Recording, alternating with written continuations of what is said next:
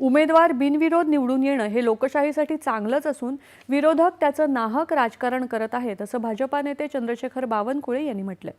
छत्रपती संभाजीनगर इथे बावनकुळे यांच्या हस्ते आज प्रचाराला आरंभ झाला, त्यावेळी ते वार्ताहरांशी बोलत होते। जनतेनं विकासाचा अजेंडा घेऊन उमेदवारांना बिनविरोध निवडून दिले, त्यात काहीही अयोग्य नाही असं ते म्हणाले।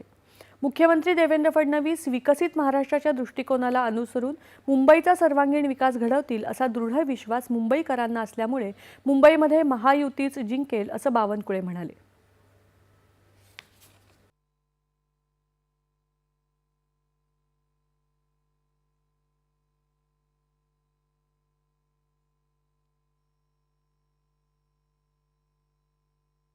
मुंबई आणि महाराष्ट्राची जनता आता डेव्हलपमेंटच्या बाजूने उभी आहे, डेव्हलपमेंटच्या विकासाच्या बाजूने उभी आहे, विकसित महाराष्ट्राचा संकल्पाच्या बाजूने जनता उभी आहे।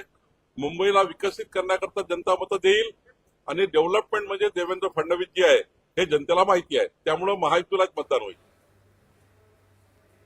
99व्या अखिल भारतीय मराठी साहित्य